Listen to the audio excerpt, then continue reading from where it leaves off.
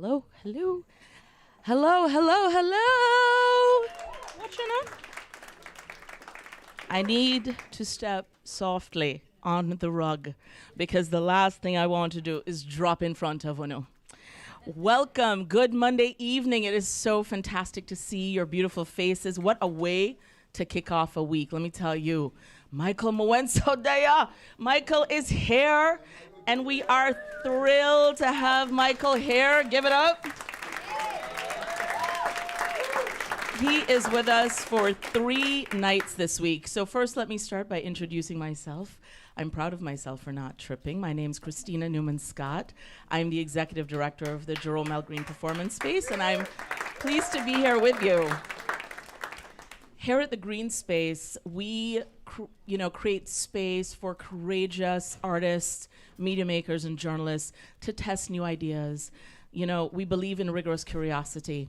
And with our Artist in Residence program, it really amplifies that. And so Michael being with us is just a joy. Before I introduce Michael, I want to tell you about a few things that are coming up this week.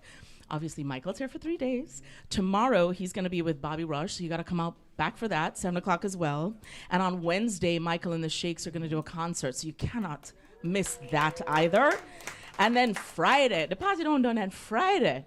Who knows Sean Paul or Marlon James? We got 2 Jamaicans in the house talking about Sean Paul's album Dirty Rock and what it did to dancehall for over 20 years. They're going to be in conversation on Thursday. And then Friday, the Izuri Quartet. And then for your World Cup fans, we're doing an experiment. We're actually going to take the most popular and most watched sport in the world and integrate arts and culture in that for 15 watch games here at the Greene Space. So learn more about that on our website, thegreenspace.org. Okay. Now I'm going to figure this out. Let me tell you a story. I want to tell you a story. Is this work? Yeah, this is work. I'm going to tell you a story. Michael and I were at an event a week ago where I invited him to join me to share his brilliance with this wonderful woman who is celebrating the Greene Space. And as Michael and I sat on the couch, kikiing, getting ready to do the little interview we were going to do together, I sat on the couch and I crossed my legs. And you know when you meet the kind of people that feel like your people, they just feel like your people. You feel like you can be yourself with them. You don't have to know them a long time. And I look at my uncle. And when I looked down at my ankle, I was like, damn, Michael, do you have any lotion? And he was like, I got you. And he opened up his fabulous red purse. And out of that purse came a little jar of Vaseline. And did I not put that on my ankle? And it shines so bright and pretty. And that is the kind of brethren that we have. An article, one of a kind, brilliant brethren. So now to formally tell you about Michael outside of the Vaseline story.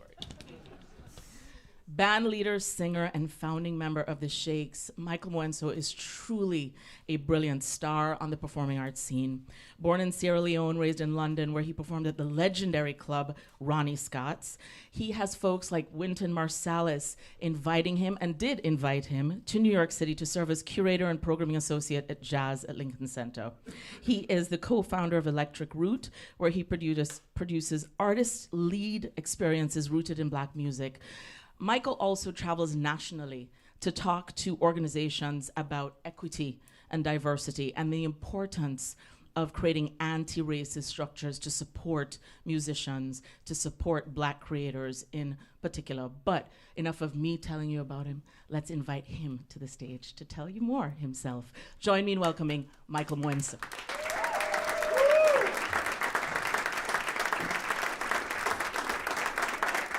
Christina Newman-Scott, give a round of applause. Huh?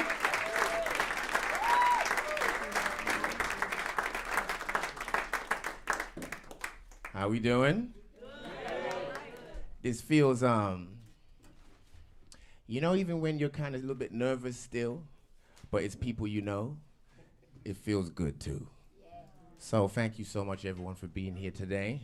How are we feeling? Okay, so this is called Michael Mwenso Loves You. Hello, Joan. It's good to see you. Is that your husband? Ah, how you doing?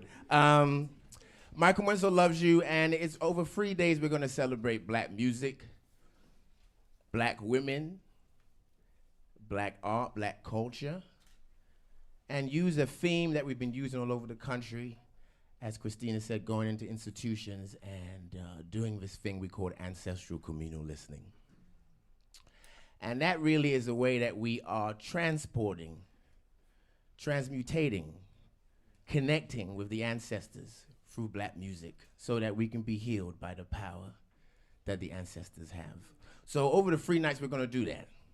But we've changed it a little bit because we will have guests who will participate in it today and tomorrow and also Wednesday. So before we even do that, we want everyone to stand up for a little bit. Just stand up, stand up, stand up, stand up. I know it's been a day at work. Stretch a little bit. Stretch out. I know you'll be like, what do you mean I was going to stretch? Fool me, stretch now. Stretch, Mickey, stretch. Milton Suggs, stretch. Jedi Jones, stretch. Joan Chiverton, stretch. Caleb Hammond, stretch. Jacob Hirschman, stretch. Nikita White, stretch. Jonathan Michaud, stretch. Everyone, and shake yourself about, Rashawn. Just shake about, shake about, shake about. Shanari Edwards, shake about, shake about. See you over there. And take a breath in. Desmond Pratt, take a breath out. Genevieve Stewart, take a breath in. Mickey Rice, take a breath out. And you may sit down. So we're here to create, connect with the ancestors. We ask them to come inside this building, this space, to help us through our anxiety, through our depression, through our fears, through the things that ail us. Sometimes we don't want to get up in the morning and go to work, but we have to do it, so we're here to forget and retune. And how we're going to do that, as I said, is by listening to music, but also it's important to know when we say ancestral communal listening, is how we're going to build community through music. And for me, black music helped and changed my life. And I think before we bring out this incredible spirit, it's good to know just how the music also helped me. And I was born in Sierra Leone, Freetown. My mother is Nigerian, Sierra Leone, and my father was South African, Zambian. And they met in London. And sadly, before I was born, my father's mother in Zambia, she was dying, so my father had to go back. And my grandmother in Sierra Leone said, have the child in Freetown. So thankfully, I was born in Africa. And I say that because you are thankful because you're not just turred by the Western lens. So when you're born in Africa, you get another understanding of the world. So I was born there, Sierra Leone being one of the places where, like Liberia, where freed aborted slaves went and set up. So it has a very unique African diasporic energy. Born there, raised really as a Yoruba boy, Nigerian, really, I would say, mother, Lagos, Ibadan, Nigeria, places you lived. And then when I was 10, my mother met this beautiful Englishman called Roger Harrington. And he was the CEO of the West African branch in Ibadan of Sharp Electronics. You remember that old Japanese? Okay. And they fell in love. My mother and him fell in love. And he said, come with your child and come to London. And we moved to London. Sloane Square, if you know London. It's not down the road. It's nice up there. And beautiful life. And then about a year and a half into marriage, sadly, my mother was driving the car one day and he died in a car crash that my mother was driving, that I was in. So, you know, seeing your mom go through that, very intense. Also seeing your mom is seeing in herself that she has to carry through her life thinking she killed her husband. So that changed our life very deeply in a way that before I was even born, when my mother left Nigeria to study at the Royal Academy of Dramatic Arts, she lived in this rooming house that was owned by this other white man called Thomas Blofield. And he's a very unique person, maths teacher in the community, loved black people in a certain way. And what you say for me? For me what? For you said you said a certain way. And you know, we need that for me here too. Jesse. So, and then now, when Roger died, this man came back into our lives, Thomas Blofield. And he became like a father figure. And in a way, really helped my mother, with dealing with this trauma of what's happened. And then, sadly, my mother, a year after Roger died, was deported back to Nigeria. So then this white man, Thomas Blofield, took it upon himself to look after me. And he's a freak of nature, in a certain way.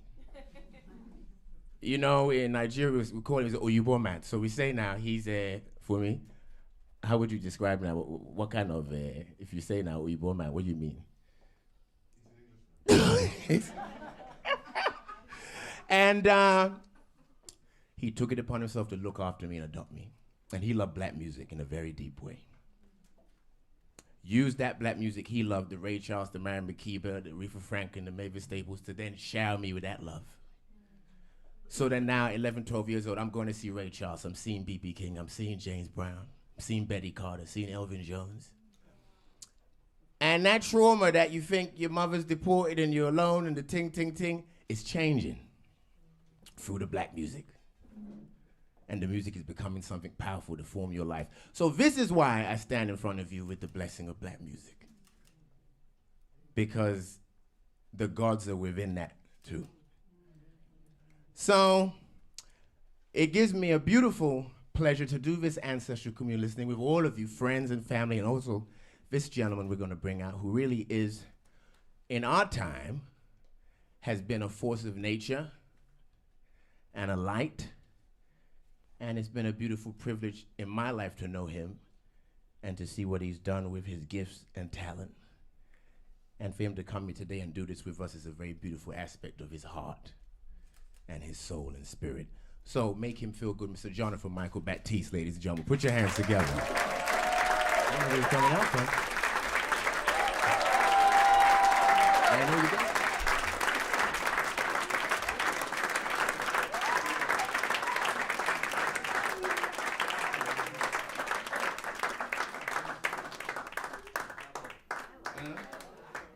This is by mistake that we did this.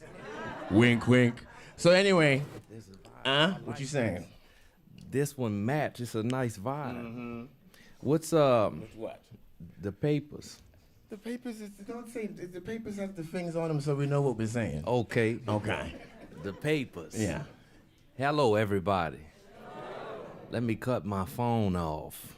1 second. Go on, do it. Hello, doctor. Mm-hmm. Dr. Mwenso. No, don't do that. Don't do that. Listen. Don't do that. Don't do that. I'm excited. We've been talking like this for over a decade, listening to music. Yes. The bleach. What's the? What you know? What? There's some words. It's good. It's good you're doing that because there's some words we have, and it's good that we say them. Now, bleach is. What would you tell the people what the bleach is? Oh snap! The bleach. Let's see. So But I don't need this one. I don't know if it makes sense, the terminology actually, but it's great. Go on, so what you saying? It's alliteration. Yes. Bleach is like it's like when you stay up from sundown to sunup, listening to music. It's like a communal ritual. It's the experience of going down the rabbit hole wherever the music takes you. Records, putting on records, putting other records on, reading about the records, talking about the records. Then that leads you to talking about the context the record was made in. Then it leads you to talk about the people who made the records and what they were going through in their life at that time.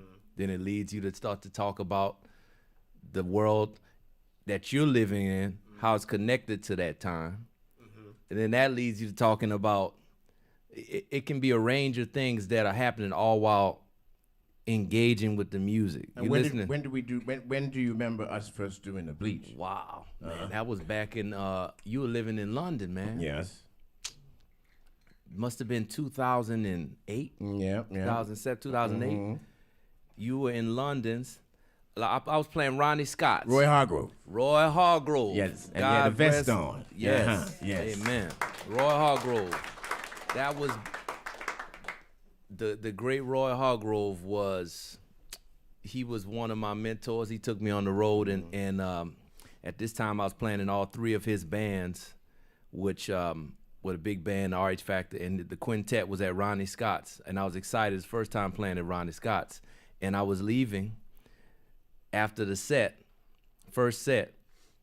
I was going out to get some fresh air, and then this brother dressed in the most impeccable tailored suit, the physique of a god, standing at the door. I was like, who is this? He looked like a star, and I didn't know who he was, but he just had a look. So then I said, I don't even think I said so. I looked at you, and it was the kind of conversation that somebody has with you that you've known for years. He was acting like we knew each other for years, and it just felt right. It was one of those incredible exchanges that you see, think about like when Ray Charles met Quincy Jones outside the club, and they say, and then we just started hanging out. So, Ronnie Scott's, you play there for a week, and I was there for a week, and we were hanging out that week. Jay Phelps, shout out to Jay Phelps, Mike. Sam ordered them. Yeah, it was a scene that I didn't know about. It was an incredible scene of young musicians that felt parallel to the scene in New York. And that became this sort of, it was an important connection. It was a pipeline that was formed. Still to this day, I'm looking around the room and I see the incredible community that's an outgrowth of those sort of moments of bleaching. Yes. It's incredible to see how it's continued to become a part of the lineage of the music we listen to. We become a part of that in our own way with our own sense of it. And now it's continuing into the next generation.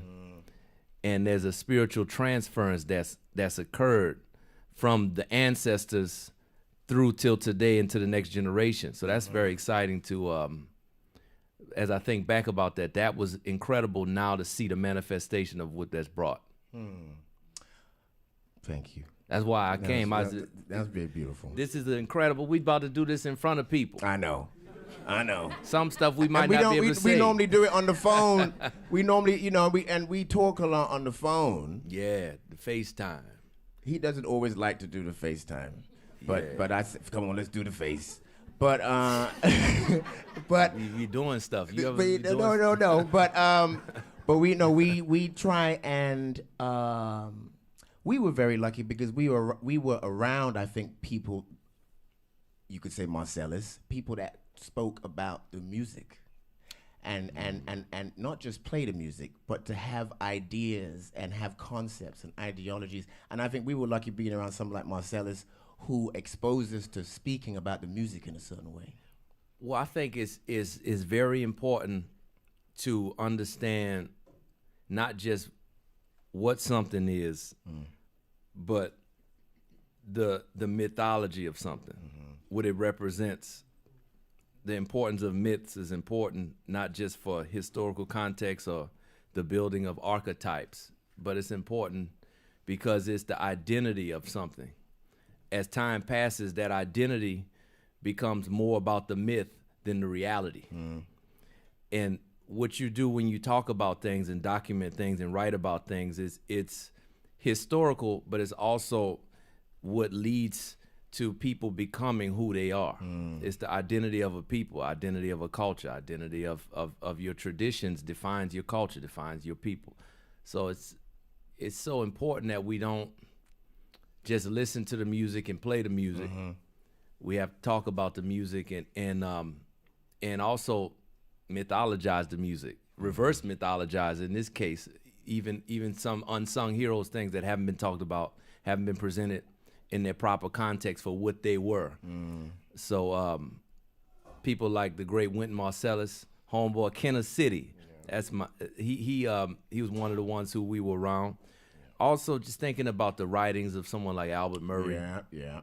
The Even great Crouch is Yes. Crouch is very important. Yes, controversial but true. Very, in a lot of ways. There's a lot of people that we could shout out that were. Shap was important too for us because he Phil Shap. Phil Shap. Let's raise that spirit up. Oh yeah.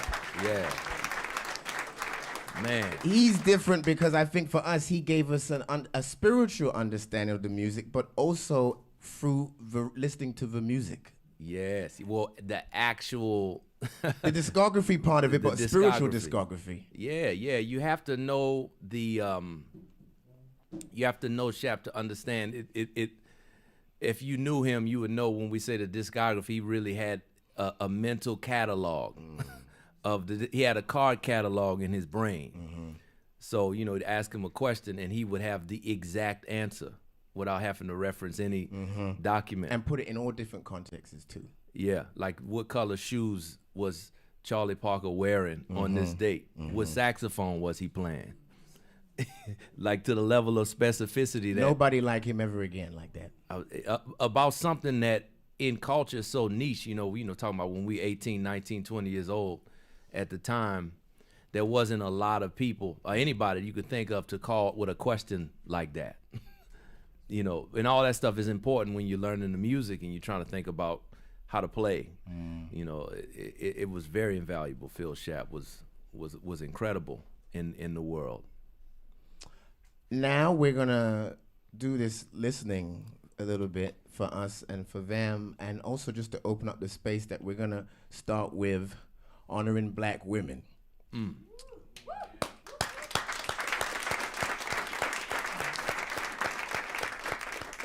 And we do this, we listen, and then we will share. Jonathan will say things, and then also we will open up space for Vose to say things. Yeah, I was gonna say I won't hear. Yeah. And we're gonna do it like that. The first one we're gonna do, the greatest of all. There's no Shaka Khan, there's no Tina Turner, there's no Ashanti, there's no Beyonce without this one. Her name is Bessie Smith. It all comes through her existence, her plight, her freedom, her fluidity. Great protest singer. Decca Records was built on her talent and gifts. She created musical empires for so many people. So we're gonna do Backwater Blues. And she's talking about a flood. And we say, you know, even if you wanna write things down or something, we're open to that, because, you know, there will be things that maybe you wanna take home with you, and we don't want you to forget. So we'll start. Are we ready? Yes. All right, let's go.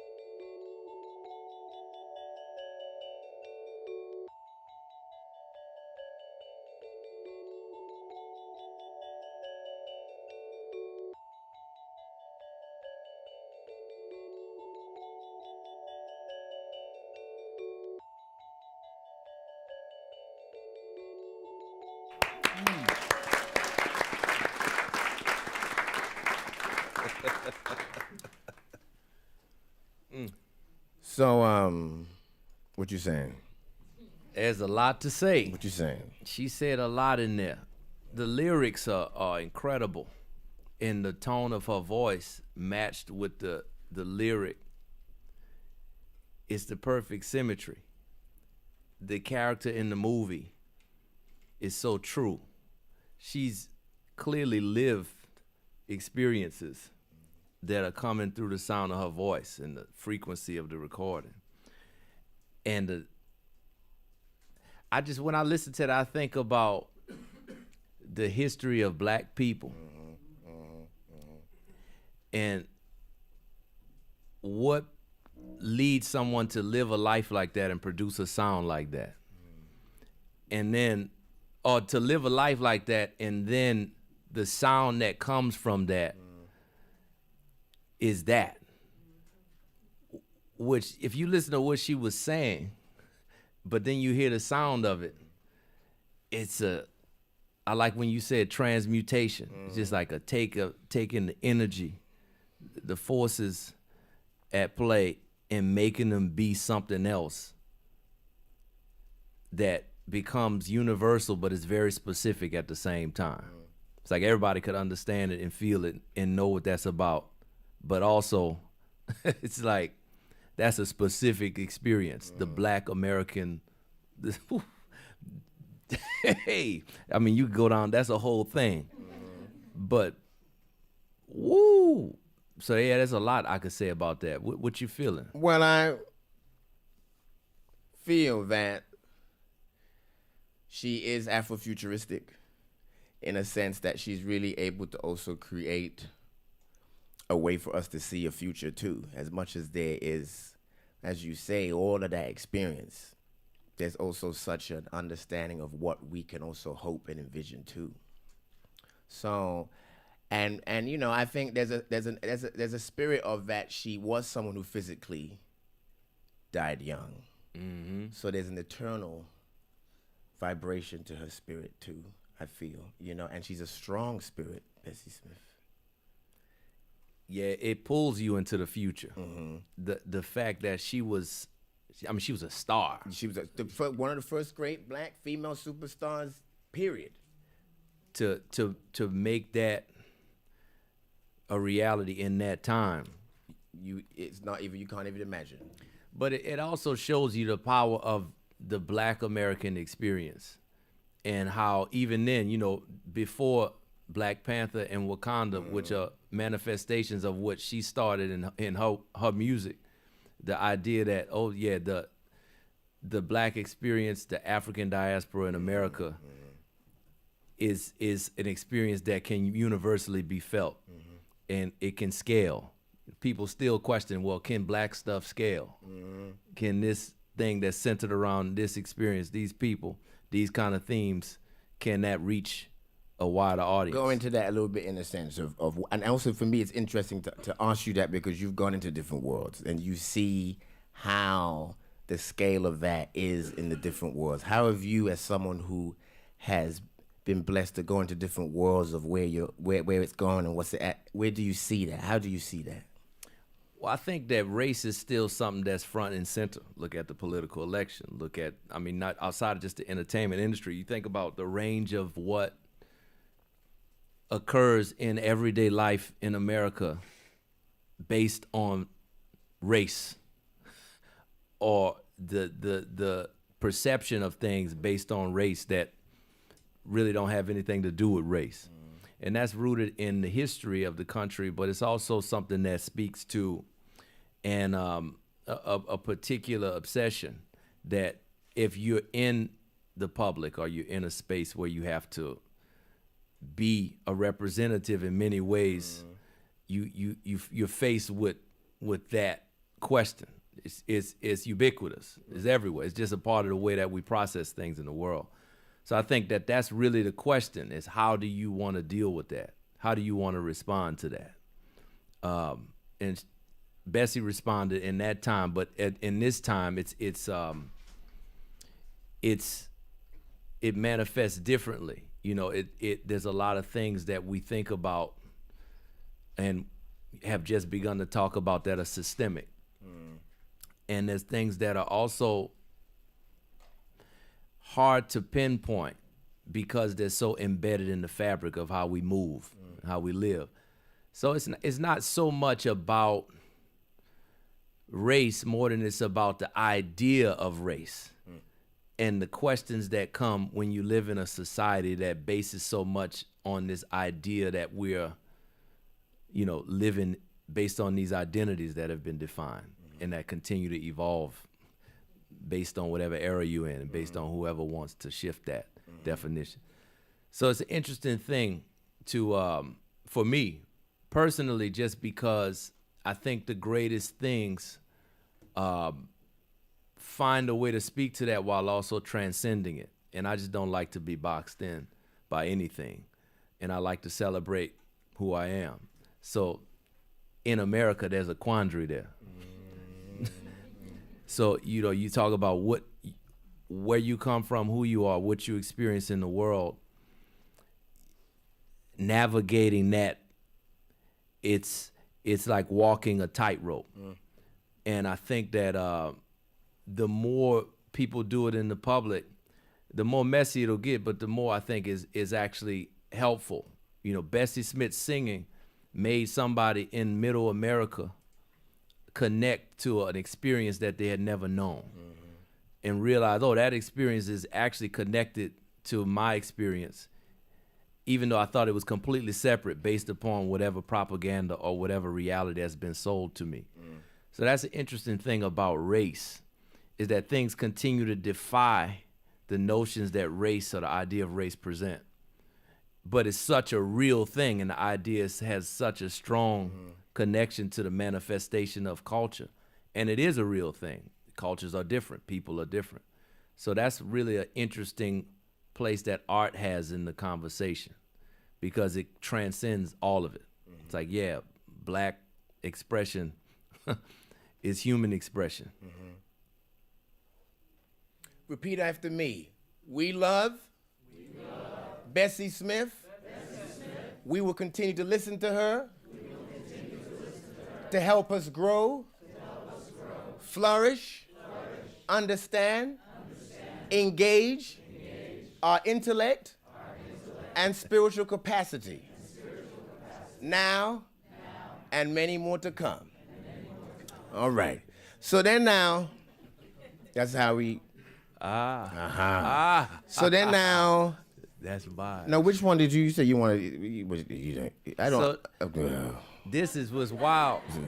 When we met, it was cool to see like the layers of an onion, the layers of Michael Mwenso. Oh no, yeah. You find out, oh wow, he played the trombone, he plays the organ, he arranges, he's a band leader. Oh, and then the jam session after Ronnie Scott's main set, he would lead this incredible session that was a curation of all of some of the biggest artists in the jazz community today came from the tutelage of this man at this jam session that I witnessed when I was 19 and 20 in London. So then you find out, oh man, this cat also dances and sings, and not just dance, but he studied with, in unofficial capacity, one of the greatest practitioners of dancing, singing combination in the popular R&B soul sphere of music.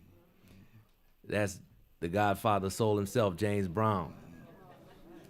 And it was cool to witness that in modern times, because all the artists who I love straddle this notion of genre, which is a fallacy. There's no actual genres of music. It's just cultures and people and traditions and diasporas and how they manifest in modern times. But anyway, this man was a representation of a person in the modern world with the pedigree of the greats of years past. And that's why I want to listen to James Brown, because you had real life experience with James that we shared, at that time, and still over the years talk about. You have stories that come up every day. I love hearing the stories. But you should tell one of the stories after we listen to the record. Okay. And I didn't really want him to do James Brown right now. Like, whatever one. And that's why we were going, like I was saying when Bessie was singing, I was like, I don't want to do this one. I don't want to do, why about James Brown? But whatever story. We'll do it. No, we'll do it, Ricardo. I love James Brown. Yes. No. like Listen. James Brown. But this is for me, James Brown. I don't listen to the funk stuff and the dance stuff. I like to hear him sing ballads. Mm-hmm. Because he is one of the greatest singers of his time and time. Mm-hmm. Yes, get up off of that thing. Yes, live in America. Yes, sex machine. No. Living in America. Thank you. I like to hear him sing slow songs because he's a church singer. Mm-hmm. Really, originally a church singer and a blues singer. That's really his thing. So we'll do I Don't Mind. And this is Live at the Apollo, Volume 1, 1962. And, this is one I like to do. You say you don't know if James Brown, this is the one you put on and say James Brown could sing. So we'll do that one, and then we'll get to it. We ready, Ricardo?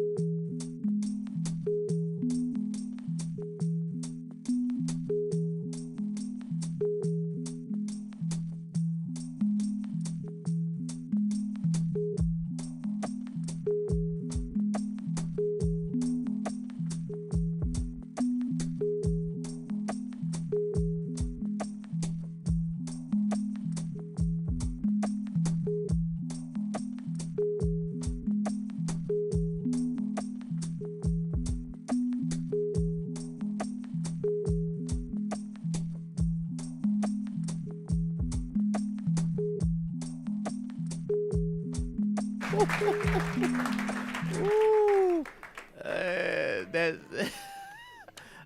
I listen to that every time, and I think about how that's such a testament to record companies to listen to the artists. If you don't know the story of the recording, it's so interesting to think about. That's deep. Sometimes it's important to just listen to the artist. You know, they didn't want him to record that record. That's deep. He funded that whole recording himself, live at the Apollo, because he knew that the presentation of his art and his value in the culture through his creativity, through his presence, had to be experienced by people who didn't know that from a live setting. And if they couldn't be at the show, they had to feel the vibration through the record. So they wanted him to make recordings that felt more like what people would expect from a pristine studio environment. And he was like, no, I wanted the funk. I want them to feel the Chitlin Circuit.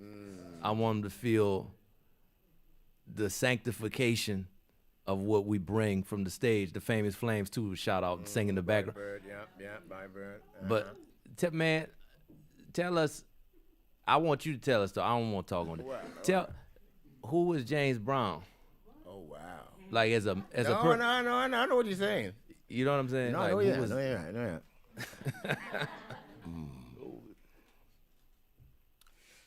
Lonely. A child of trauma. The most loneliest person I think I ever met in my life. In a sense of like lonely, like, you know everybody, but when inside loneliness, like he never really, even the love of the world was not enough for when he really would be in his vibe. He saw his father kick his mother out the bedroom window when he was 2. He heard his parents say, "The boy's ugly, I don't want him, you take him." I don't want him. He called it House of Ill Repute. His aunt, they have to hustle. They said, send the ugly boy out to get the soldiers, because he can dance. So he come from pain. He one of them transmutation ones. They take the pain and make it joy. But the sacrifice is the pain they live all throughout their life. Because James Brown, he never healed. Even all the love of the world, it didn't heal him. Because he still struggled, you know, in his things and his things that, you know, he still not feel loved. So when I think of him, and sometimes I get upset because I wish I knew him when I was older. Because there's some questions I wouldn't ask him. Because I was asking questions, but I wasn't asking questions. I was like, all right. And, you know, and I stalked him for like 4 years. 3 years until he let me on stage. You know, and that was a long thing, you know, but eventually when I got in there, and, you know, you get to know if you want to know the star, you know the band first. So I stalked the band first. And then I got to the star. And if it wasn't for Thomas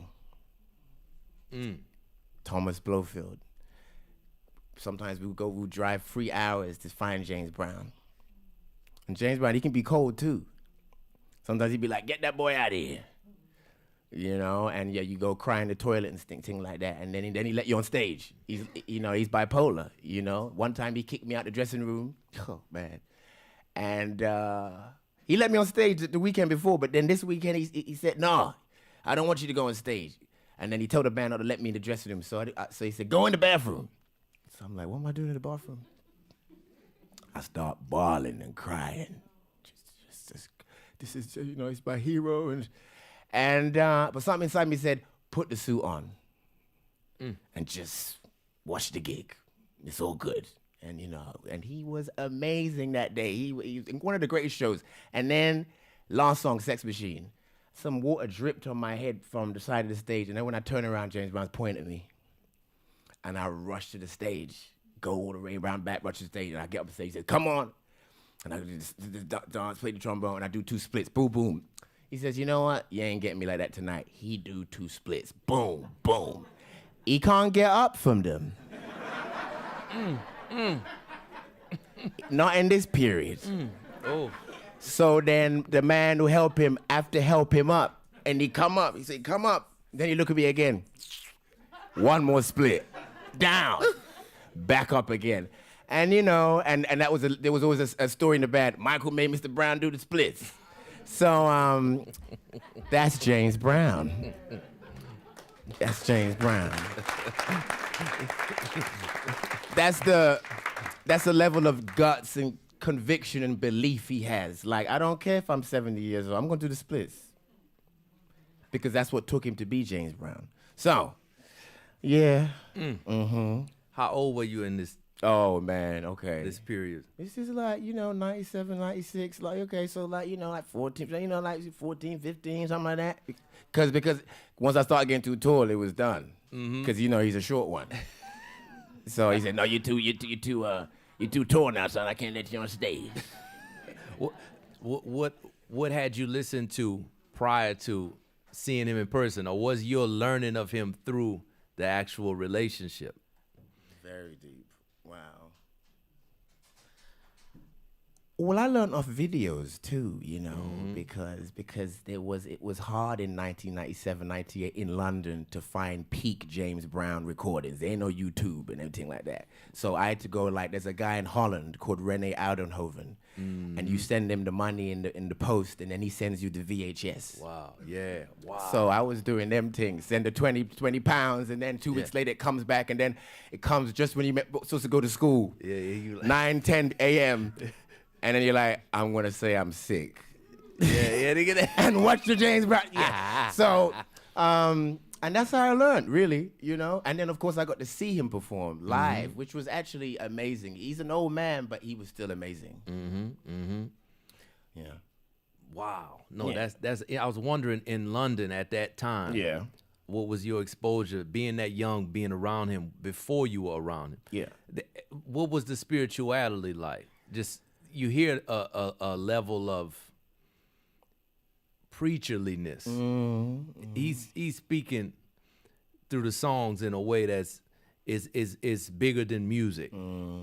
What was that like, in just colloquially? He's complicated, you know, in a sense that he's very spiritual.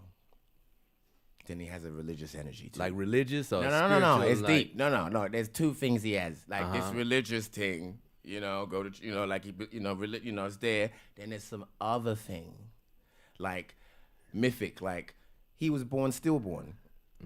They gave up on him.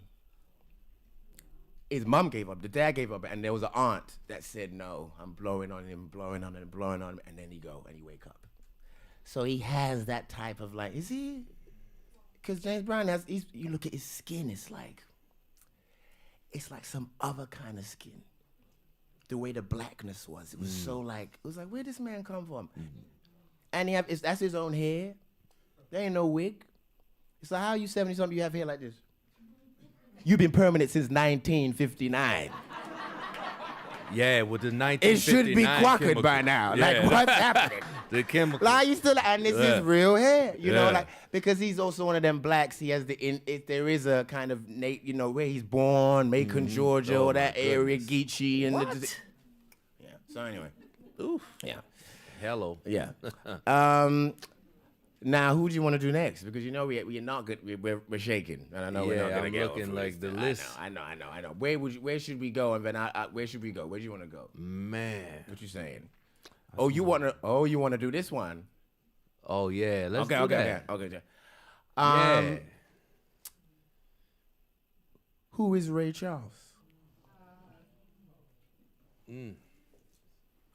What we listening to? What we got? What record? We're gonna do we do Ray Charles. You know, Ray Charles was the spirit that also could he also uplift country music in this world too. Yeah, you know? let's do the country and western. And it's like people don't recognize that he actually helped the empire of country music to last in America's consciousness and the world.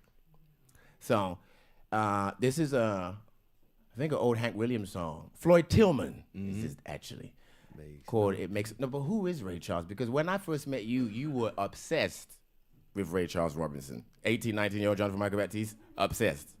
So what? Man, let's listen to it. You want to do it first? I want to ruminate on that. Okay. I got a lot to say. I'm looking at the clock, but Shoot, you ready? That's true.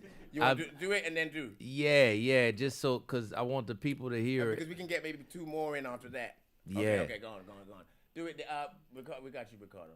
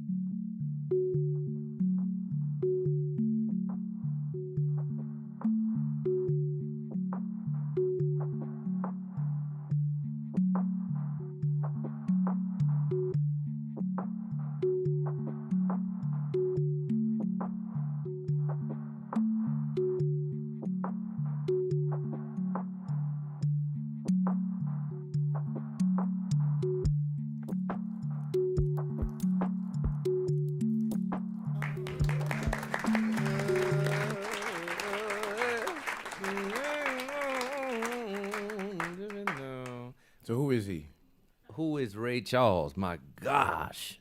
Ray Charles Robinson. Well, you know, I was introduced to Ray Charles when I was a kid from the Pepsi commercial. So that's who he was for me at first. And then, so funny, talk about Thomas Blofield, my Uncle Thomas, who lives in California. When I was growing up in Louisiana, he would send these tapes, and it'd be two categories. It'd be sermons, and it would be black music, jazz recordings, Milt Jackson, Oscar Peterson, Sonny Stitt, all of the incredible vocalists from Dinah Washington, Sarah Vaughan, just incredible music taste. And he was one of the few who wasn't a musician in my family. And he had the best taste, still has the best taste. Incredible musical, eclectic understanding. And he sent me this recording once. Ray Charles, and he specifically highlighted that one. It makes no difference now. And I remember when I went to California on tour, a few years later after he had sent it to me, we sat in his car. And before he said a word, he was like, he was like this. He said, I have a vision. I have a vision that you gonna make music, and it's gonna straddle all of these genres. And this is your predecessor. Wow. And he put the recording in the tape deck, and he played. It makes no difference now. I remember we just sat there, and you know that song got a rock to it. We both were rocking in unison for the whole recording. It just kind of like, and then after that, he didn't say anything about. He didn't explain what his vision was. He just was very deeply spiritual, like beyond inspiring for me. But Uncle Thomas, I remember he played that to me. So that's when I realized, oh, Ray Charles. So by the time you met me, the obsession had grown. Yeah, definitely. I had a few experiences that linked me to Ray. That was the first one with the first was the Pepsi commercial. Yeah. But then the that experience with my Uncle Thomas Batiste, man, wow, amazing. So then David Fathead Newman, longtime saxophonist for Ray Charles, incredible genius of the saxophone, came to New Orleans, and in the very the old school fashion, he would pick up a band in the city that he was in, and he didn't have a band. He had an MD at the time. I believe he had one person who would come with him, and the rest of the rhythm section he would pick up along the way, and the MD had the charts. And he was playing a week at a club in New Orleans called Sweet Lorraine's. And I was 13, 14 at the time. I just started playing gigs outside of my family with other bands, and my name was getting out. So he putting together a rhythm section, and they called me for the gig.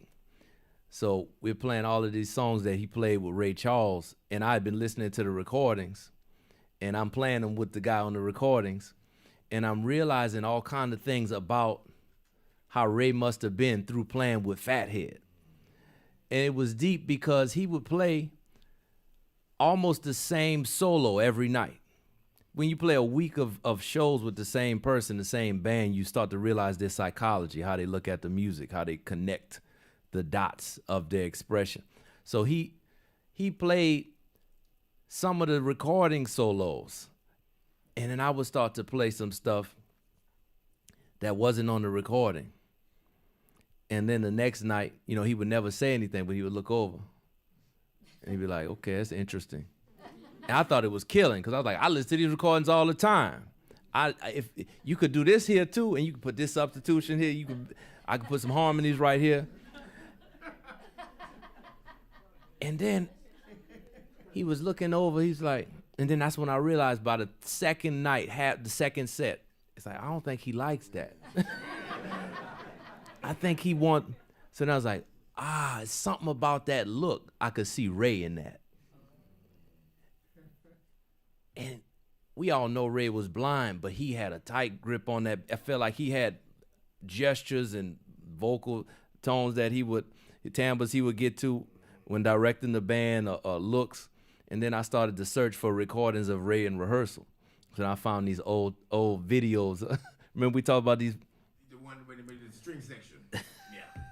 So Ray rehearsing a band is he hears everything. He can hear up the street and around the corner. And the way that Ray considered music with that kind of awareness, that kind of natural innate gift, he was kind of similar to James Brown. It seemed like he's from another planet. It's an alien. The way he considered music was different to everybody else. So all of the notes were intentional. It was like Beethoven. We don't look at the music of the blues or soul music or things like Ray Charles and James Brown the same way that we look at Beethoven and Bach, but it should be. Because the notation and the idea is so fully realized and so depthful and so masterful in what it is, in the context of what it represents, the spirit of what it is, that to change it is sacrilege. It's almost, it was so deep playing with Fathead, because seeing that come to life on the bandstand and then watching those rehearsal recordings and then understanding how he heard the music and how genres were just really this expression of people. It wasn't this idea that you have to stick to this when you're playing this, stick to that. He blended it all. He could hear it all. He could connect the dots between stuff that never was connected. He understood how to sing it. He could sing country music, but you still hear swing in it. You still hear blues in it. Still hear jazz in it. You hear the big band in it. You could. It's the imagination that he had for music was endless. And he was the physical manifestation of all of it. He was a true American, an omni-American, in the words of Albert Murray. Just the idea of somebody who is the thing in manifest in a person. But so, wow. I mean, I could go on and on. I'm looking at the clock, trying to edit myself. I know. But man, Ray Charles.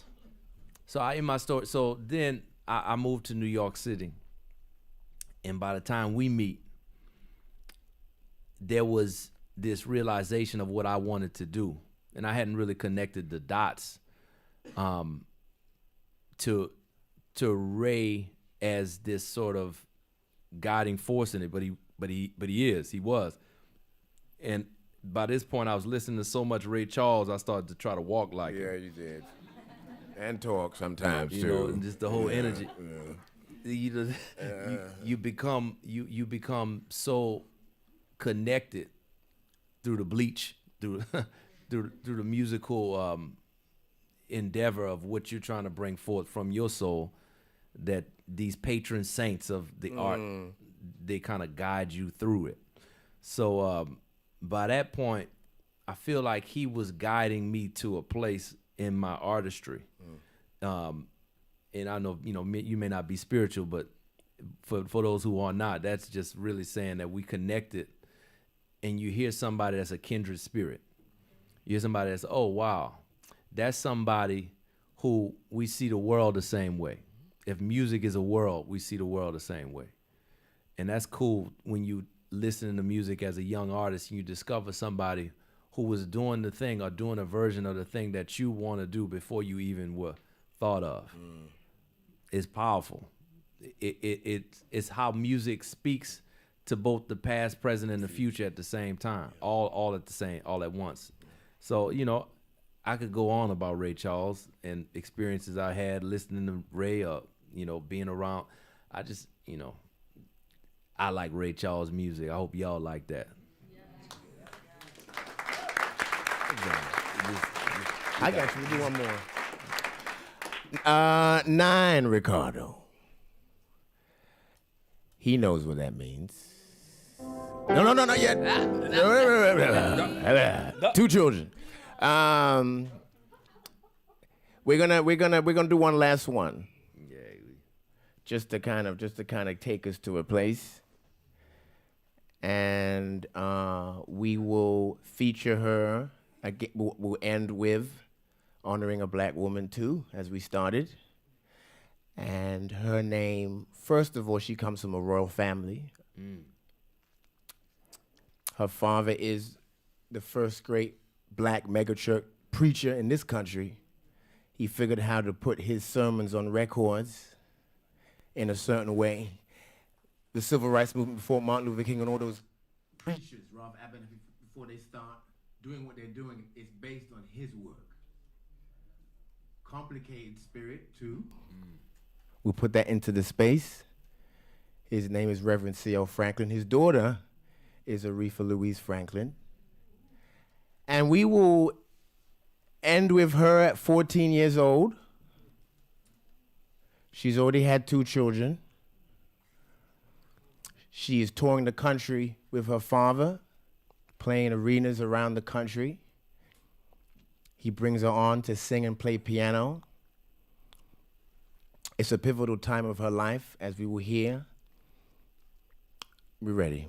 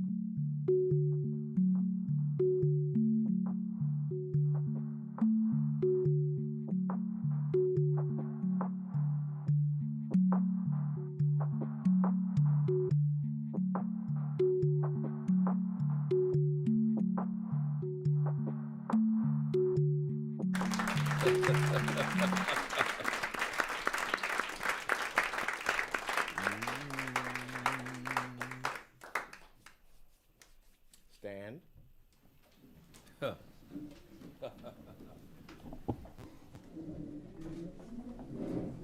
know, stretch them out, come on. Give us some music, connecting with some ancestors. Breathe in when you're ready. Breathe out when you're ready. Breathe in when you're ready. Breathe out when you're ready. We thank all these ancestors that came here and blessed us today. We thank them. All the ones we heard, Bessie Smith, Aretha Franklin, the guidance in our life. As we listen to this music, we hope and pray that it helps us overcome our depressions, anxieties, fears, that it helps us reach our dreams, our aspirations, our hopes, that we use this music, black music, as a way to heal through our traumas, but it can guide us and inspire us to reach our dreams and aspirations.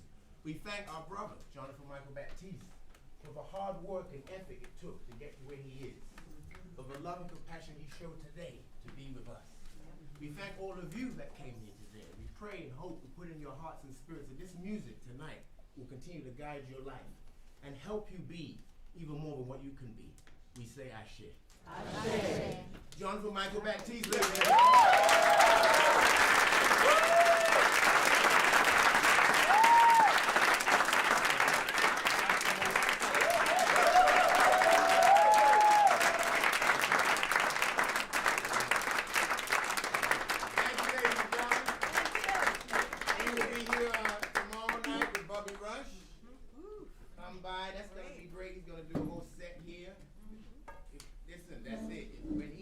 There's no more.